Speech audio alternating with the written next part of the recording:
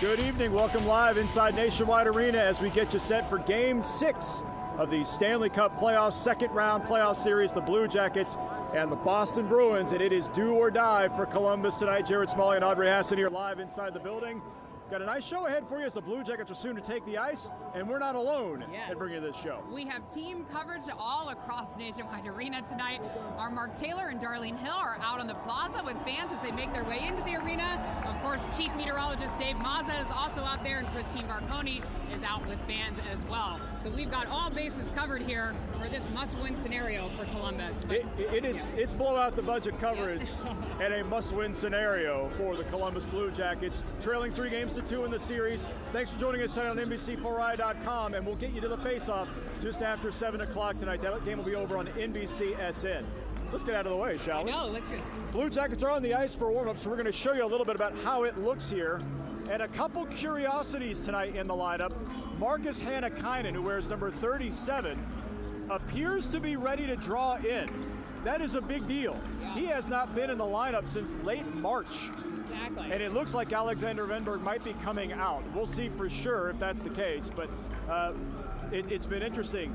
In playoff mode, John Tortorella, you don't get a lot of information about the lineup, so we're all guessing at the same time. It's true. Just as he added in Gavrikov, of course he's been in for a couple of weeks, but he went in Game 5 for the first time, so doing some little unconventional things. Gavrikov, of course, making his NHL debut here. So, well, if you were watching us at 5:30, you saw Audrey's story about Gavrikov, and wasn't that interesting? They figured they needed a 7th defenseman, and they like his development. They trusted him enough in a playoff scenario to come in and play, and by all accounts, really played pretty well. Yeah, as John Tortorella said, they need some help, giving Bob some help in front of the net there. So that added in definitely a different take there for John Tortorella in Game 5. So we'll see what happens in Game 6 as they look to find their offense that we saw in Game 5, those final 10 minutes we were talking about earlier in Sports at 6. They seem to build some momentum with their offense, and they hope to poke some holes in Tuukka Rask again here tonight in Game 6. Yeah, and a couple things about that too. When you hear the confident chatter out of the Blue Jackets, and in particular John Tortorella, something he said today really caught our ears, and that was he thought Columbus dented Tuukka Rask in Game 5. I thought that was a rather bold statement by John Tortorella, but he's good at that. He likes to say things that he feels not only embolden his team, but get the opponents riled up a little bit. Rask gave up some goals that he'd like to have back. It's just undoubtedly true. So if Columbus can pepper the net, you understand why they feel like their opportunities to get to Rask are a little bit better for Game 6. The other thing, Audrey, special teams. They have power play really struggled the last couple games. They have, exactly. And like you asked Tortorella, I thought that was a great question today, Jared, when you asked him, do you coach a Game 6 mindset different? What do you tell the players, And he said they want to be aggressive but still have patience and settle into their game. Because, of course, they're going to come out hungry in this must-win scenario. But, yeah, I thought that was very interesting as well. So we shall see here tonight. Well, listen to this. The Blue Jackets, I thought overall today in the locker room, were a confident team. Not just John Tortorella, to a man. We're going to let you listen in from the Jackets earlier today as they get set for a do-or-die Game 6. I think it's a constant flow of what the temperature of the game is and where you think you can push and where you just need to be simple. And that's the whole key, I think, of playoff hockey is not turning pucks over because you're trying to do too much, but also knowing in the back of your mind you need to make some offensive plays here, and you need to get aggressive in certain situations. So you can't just put a blanket statement on how we're going to go about it. It happens through the flow of the game. What's gotten you to this point? So you have to stay focused and restrained in this situation where you're using that energy because it's it's a situation we put ourselves in, obviously not an ideal one, but at the same time there's a certain way to win, and you have to get to that, and that's by playing with composure. That's why we're playing the right way. That's got us to this point, and understanding what we can do better. And I think our group is pretty confident in ourselves. If we can get to our game quicker, I don't think we've done that enough in the past two. If we can get to our game where we're getting on the forecheck, where we're doing the things that make us successful, then we should give ourselves a good chance to win the hockey game. I think whatever we did in the third period last game is the way we have to play. That's the way we played the entire Tampa Bay series, and obviously yielded good results for us. I thought we were, aggressive, but still smart. Obviously, that last goal was a tough one, but that was just a play that just gets broken up at the blue line, and I don't think we compromised our defensive game for that offense that we generated. So we want to find that balance, and thought we had that balance at times throughout this series and through the whole first series. So if we bring that balance to the last 2 games, obviously we want to push it to 7. We feel like we can, we know we put ourselves in a good position. So obviously Duchesne there referring not only to the offense overall, but the power play of late. We mentioned that earlier, just 1 for 9 on their most recent power play attempts, 0 for the past 2 games on the power play. The big thing that you remember from Game 4, the last game in this building, penalties. Yes. Atrocious for Columbus. They gave up 6 penalties. Boston got 2 power play goals off that. So it's a tough thing, Audrey, because they've got to balance the eagerness to get into the offensive zone and create goal-scoring chances, and have to be smart doing it. Exactly, and of course they're fueled by the 5th line here. Came out so excited to take that lead in Game 4, but yeah, they have to have patience and settle into their game, as John Tortorella said today too. We'll see how that works in the first 10 minutes. We'll see how excited they come out. One of the things that came to, in Game 5, if you were watching the broadcast on NBC4, you might have heard the announce team talk about the condition of the ice surface in Boston. It was a big story in that game. You saw awkward bounces of the puck. You saw players struggling to keep their feet during the game, and they mentioned how many events are going on in that building right now. We've been there for every game so far at TD Garden. That building is busy with the Boston Celtics still playing, absolutely. Obviously the Bruins playing. They had a college graduation in that building 2 days before Game 5. So the building, the ice surface has taken a little damage to that. Certainly not the case here at Nationwide. It's one of the best surfaces in the league. Yes, it's been kept up very well during this series, and our Dan Perlman actually caught up with the guy who maintains the ice and keeps it in tip-top shape. He knows the home of the Jackets. I've been working down here at the arena for 13 seasons. And he's held in such high regard, he's worked 9. I started in LA at Dodger Stadium. Winter Classics, the NHL's outdoor series. Ian Huffman is the ice technician here at Nationwide Arena. It's myself, and then for games I have a crew of 15 that comes in to work.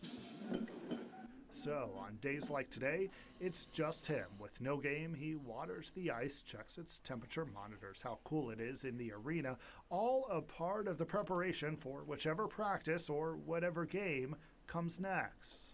Just being a part of it, obviously, it's exciting now, playing hockey in May, and hopefully we can keep it rolling. And to do so, the Jackets hopefully will win Game 6 on the ice, prepped and maintained by Ian, for all of us to see. It's awesome. We're pumped. On Monday.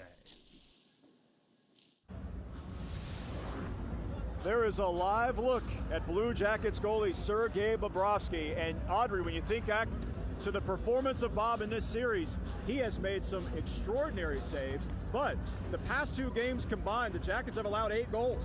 Yeah. And certainly that's not all on Sergei Bobrovsky. Right. He's had too many highlights to call him out for his performance. He's been nothing short of spectacular. 6-3 in the playoffs, but it has not been perfect for him. No, not these past few, but we can certainly not fully blame Bob, as you Absolutely. said. They're here because of Bob, even out of the first round with Tampa. So we shall see how he does here tonight in Game 6. Yeah, and the big thing for Columbus, too, the best players have to play at their best. That starts with Bob. Yes, absolutely. And you also think about Artemi Panarin in Game 5, working kind of double shifts. Oh, absolutely. Early in the game. And if he can keep his energy level up, that gives him an opportunity. We'll see how much ice time he gets tonight. Absolutely. So Seth Jones as well, too. Well, Seth Jones, played a lot of minutes. Yeah. Playing like 40 minutes a game. I mean, he's an Iron Man. He's unbelievable. That gives you a look. We're coming back inside in just a few minutes with more from pregame here inside Nationwide. Let's go outside the building now. Mark Taylor, Darlene Hill standing by as the fans, and there are many of them, continue to get ready for Game 6. Yeah, and I think Audrey and Jared, thank you so much. I think a lot of people that we talk to out here in the plaza talk about how the coach is guaranteeing a victory tonight. We're going to have to wait and see what happens with that. I love that confidence. A lot of confident fans out here. We want to show you what this is all about. Is this right here. This is what we want to take home on the road here eventually as this playoff series continues. And it's so funny, one of the fans out here said, I don't want to even see that one. I don't even want to touch it. I want to wait until we get the real thing right here in Columbus. You think there's chocolate in the real one? Like it's made of chocolate I inside? don't think so. I don't think so. That'd Not make it at pretty all. sweet, though. Yeah, it would be. All right, we're having Winning fun. tonight is going to be sweet Oh, enough. We man. want to send this back to Boston. Yes. All right. So right now we've been finding some of the biggest CBJ fans, and we've been quizzing them on some CBJ trivia. This is Jake. How you doing tonight? Good, Mark. How are you? Yeah, I'm great. Thank you for asking. So polite. What's going to happen tonight? CBJ is going to win. Okay. I like that. I like that confidence, matching Tortorella's. So the questions are going to progressively get harder as we go on. I already told you that. If you do get them all correctly, you'll get this lovely limited edition Channel 4 stress puck, which you can then take inside with you tonight if there's any stressful moments, right? I love it. So question number 1, who is the captain of the Blue Jackets? Nick Foligno. Nick Foligno. 1 out of 3. Nice work. True or false? The Columbus Blue Jackets have never retired a player's number. That is true. That is true. 2 for 2. And this one's also kind of easy. How many seasons have the CBJ played in? 18. 18. Well, 3 for 3. Let's throw in a hard one, just for fun. When the team was founded, the city held a contest to choose the team's name. Eventually, it was the Blue Jackets. What was the other name? Oh, man. I'm not sure. I couldn't tell you. It's not good. The Rockets. I don't know. The Rockets. I mean, hey, you got to guess. You had a 1 in a million chance. The answer was Justice. Yeah. So you think they made the right choice? Those abstract concepts will get you. I think he did a pretty good job. Okay? Yeah, there you go. Take your puck. 5 on that one. Thanks, Jesus. Mark. Yeah, You were sure. going to All get right. that puck anyway, okay, Jake? Yeah. Just because, you know what? He's from the East Coast, and look at his lovely wife over here and her family there.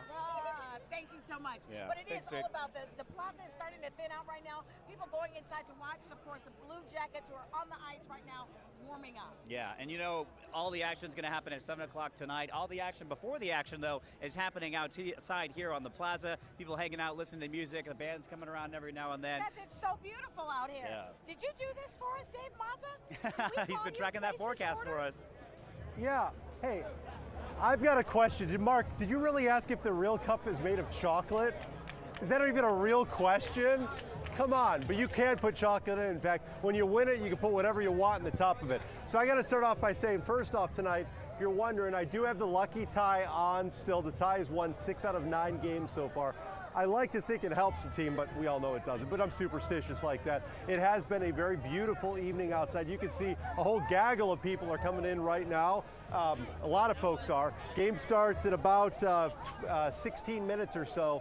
Temperatures outside have been gorgeous. It has been in the upper 70s here in Nationwide Arena outside of the plaza this evening. Inside it's a little cooler than that. They keep the chillers on. But if you're going to be coming down here, maybe not have a ticket to get inside, but you want to have fun with all of your friends, your neighbors around Columbus, come down here, watch the game outside live. It is going to be a great night for that. Now, I will say this, and you come on over here, Alex, our photographer. We've got some cloud cover that's starting to move from the northern part of the state, and it's trying to make its way down south. That's not going to be a problem. I don't expect to see too much as far as cloud cover overnight tonight, but it is going to cool down if you're coming down here. So if you're not nearby yet, you may want to keep the jacket because it's going to be a good game. You're going to want to stay down here for a while, and it's going to drop into the 60s during the evening hours tonight. I think we're going to show the sky cam this evening, the Medical Mutual sky cam, and you will see we've got pretty much just blue skies with a couple of wispy clouds out there, pretty neat looking clouds, and temperatures that have been very, very comfortable, generally in the 70s throughout the rest of the evening. So looking at our pinpoint forecast, you notice we're not going to see a whole lot of cloud cover for the rest of the night tonight, but those same clouds I showed you earlier, those are going to be making their way into our area as we head into the day tomorrow. So Liz, let's just go to the forecast for tonight. We got Liz McGiffin in the studio right now, continuing to look at the weather for the rest of the week. And we've been watching very closely because there's showers and thunderstorms coming back into the forecast later this week. Tonight we're going to continue to see quiet conditions. Overnight lows will drop down into the lower 50s. Tomorrow we'll be back in the 50s by mid-morning, 60s, upper 60s by lunch, and 75 with an isolated shower thunderstorm late in the day.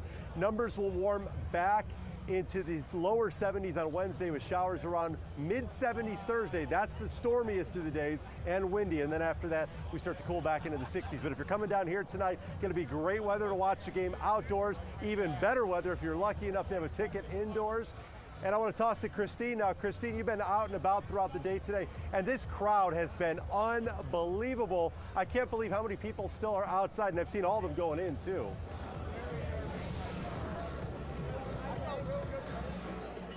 Yeah, Dave, the crowd is really unbelievable. We want to show you a little bit of it. We are right here on the Party Plaza, right in front of Nationwide Arena, where the crowds are going inside for the game that is just about 15 minutes away now.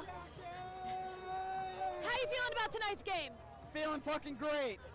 Oh, well, that's not nice, but that's okay.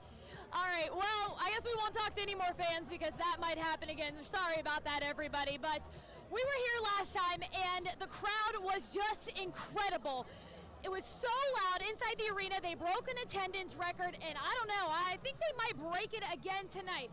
So about that noise inside the arena, they said, you know, the players, they said, make it loud. I talked to some players after the game, after that last home game here at Nationwide Arena, and they said the fans truly delivered. Can you even imagine what it's going to be like in Game 3, the atmosphere in that building? I can tell you, I know it's going to be a hell of a lot louder than it was here in Boston. We'll find out, won't we? We will.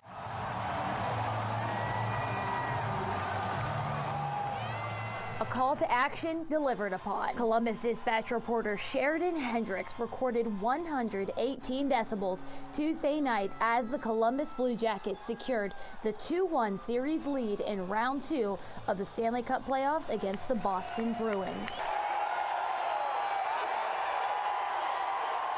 That's nearly as loud as your average rock concert.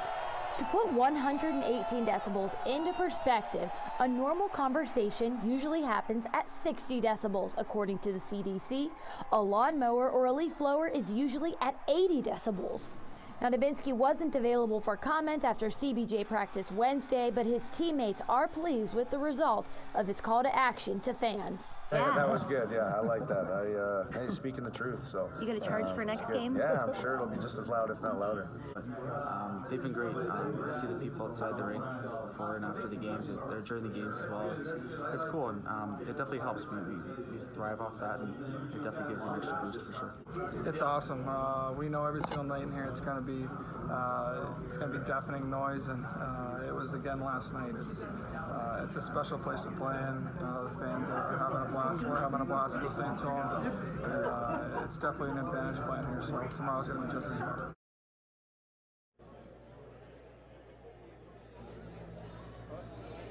All right, everybody, I found a familiar face here out on the plaza, just about to go inside the game. Matt, how you feeling about tonight's game? I got to be honest, I feel more confident than I probably should right now. Was it the Tortorella speech?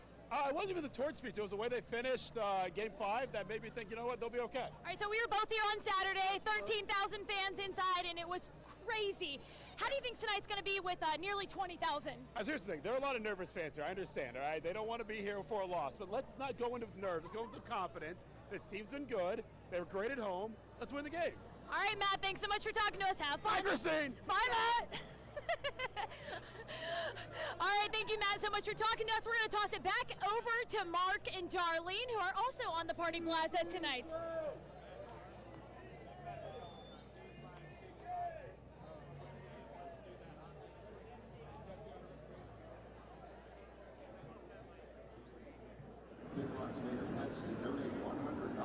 We're up? Good deal. Hey, we're up. All right. Welcome back inside. We'll give you a few more minutes here as we get ready for Game 6. A couple of notes that I think are rather important. Looking back at last year, and the way when John Tortorella made his statement after Game 5 in Boston that he will be back for Game 7, you'll recall a year ago in Washington, he said the same thing. Like almost word for word the same thing. We'll be back here for Game 7. Said it confidently. Game 6 in this building did not work out. And I had some flack from people online about that. They said, I said the same thing last year. Who cares? This is a little bit different in that the roster is different. This is a completely different team. And I think his confidence isn't just bravado to pump up his team, Audrey. I think he looks at his lineup and he says, I've seen enough. I know we can do this. I know we have enough offense on this team to give me the confidence and think coming back home, great crowd, desperation, they'll play better. Absolutely. General Manager Jarmo Kekalainen said the same thing on his media conference call the other day, that they're all confident. They're all saying they're coming back because he even showed at the NHL trade deadline when he was willing to bring in Matt Duchene. We've seen how wonderful he's done here in the playoffs, that they're all in at making this happen this year. So we shall see. Their confidence is high. They've got the fifth line behind them tonight, but I think it is different. He is confident in his players on the ice, and Sergei Bobrovsky, what can we say more about his performance, what he's done these playoffs? So no doubt. I think that the star power is going to come out tonight. I think they get it done here, Game 6. We'll find out. We'll find out for sure. One last thing we wanted to show you. All these people coming into this building tonight, they're not just here to see a hockey game. They're actually supporting charity. What's happening with this Blue Jacket playoff run? More about the Blue Jackets Foundation.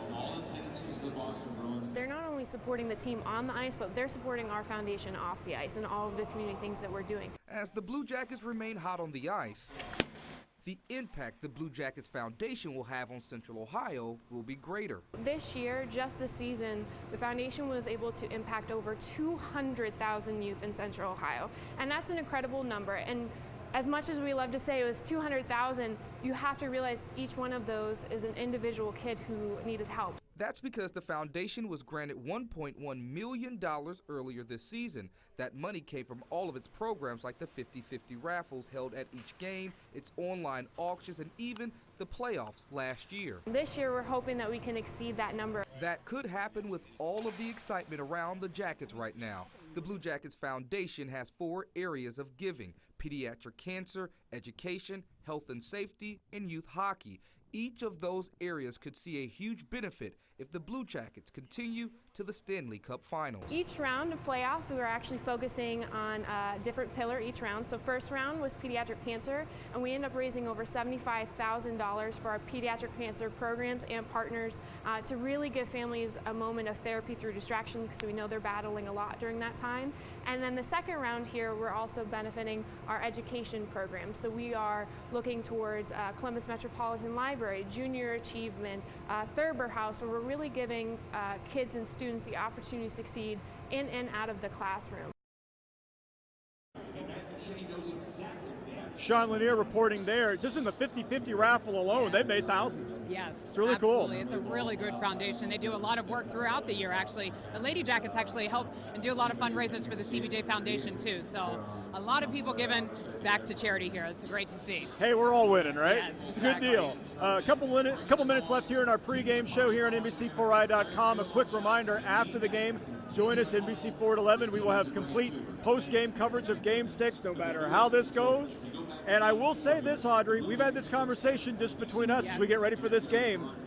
There's a lot at stake here tonight. It's not just about if you lose, the season's over.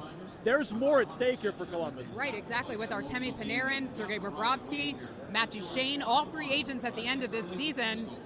Will they decide to stay? Will they go? You know, this team could look a lot different next year. If they make a deeper playoff run, there's the discussion, do they decide to stay, you know, with this team and what the Blue Jackets are building here with John Tortorella, or do they choose to leave? I mean, this really could be the difference maker here. That's a really good point. The further they go, you wonder if it makes the decision harder. Yes, absolutely. If they make it into the finals, you know, they can really believe in this team coming back for next year. I really think it does weigh on their decision. Yeah, we'll find out for sure. I mean, but you know what's interesting is going on in Carolina right now. Carolina, the Hurricanes, if you look at their playoff history, they're one of those franchises that's kind of like the Florida Marlins of baseball. That's what Carolina is in hockey. When they make the playoffs, they win the whole thing. Yeah. Or they go to the final. They've made the playoffs, I think, 3 times in their entire existence, and every time they've been to either the Stanley Cup final, won the final, and been to the Eastern Conference final. Yeah. I mean, that's stunning. It really is. So it's not necessarily indicative if you make a deep run, the next year you'll do it again. Right, it's true. You never know. That's what makes the Stanley Cup playoffs, in my opinion, the best playoffs. But I mean, it is exciting. And they're red hot right now. Can you believe that? How they played sweeping the Islanders.